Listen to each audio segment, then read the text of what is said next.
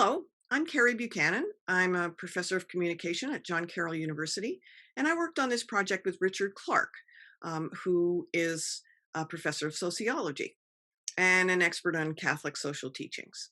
And in this really began in 2017 when we presented at the Seattle Jesuit Justice Conference. We were part of a panel talking about contingent faculty in our universities. And we were convinced that Jesuit universities were really not doing much better than universities in general in the way we treated contingent faculty. And our paper, which is in the references list here, is entitled The Poor and Marginalized Among Us.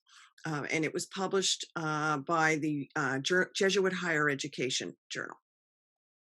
And our abstract here refers largely to that paper and the things that we found then, but it also takes it a step further. We're now working on the influence of the pandemic on this situation. Did it exacerbate things? Did it make things worse for our contingent faculty? And the things in particular that we have been concerned about include non-renewals of contracts. We've been reading about many being canceled at the last minute, but some universities did protect their faculty by promising not to do that.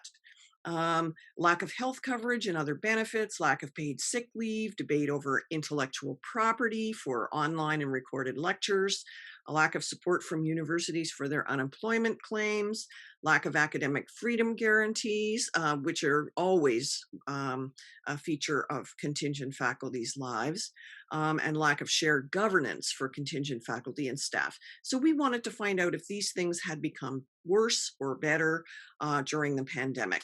And we were behind all of our work are these Catholic social teachings that we think are particularly relevant to this situation. And if you look at the graph, you can see that 70% of our faculty now are contingent. That means they either teach part-time or they teach full-time and without the benefit of tenure. This part of the graph breaks it down into all the different groups. It's a beautiful graph done by the American Association of University Professors. And this is the summary graph that just has the two groups, contingent, who are in red, and tenured, who are in blue. So the Catholic social teachings, for example, cura personalis, care for the whole person, cura apostolica, caring for the ministry of our institutions, and all of these other things that we are really quite familiar with. Um, they teach us to include people and to care about them rather than making them feel, as we found in our previous work, invisible and sometimes as ghosts among the living. That's a terrible situation for our contingent faculty to be in. So I wanted to draw your attention to this list of actions that we recommend really for all universities. And we're hoping that maybe people will be inspired to do this kind of self-study at your own institutions. We are proposing to do it at John Carroll. So we would like to survey contingent faculty, find out what their concerns are and what they would like to see happen. It is presumptuous for us to assume that we know what they need or want. And so a survey is in order and interviews as well. And then focusing on contingent faculty, we will ask if they feel there's a two-tier system, a hierarchy of educators, and if so, how this should be addressed.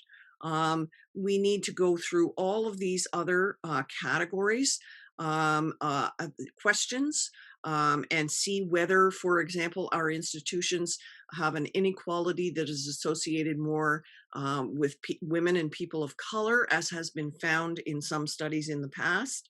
And what are the influences of the pandemic on all of these individuals? As we develop long distance and virtual learning, we need to ascertain how these steps affect relationships between faculty, staff, and students, and if we're being consistent with our stated goals and objectives.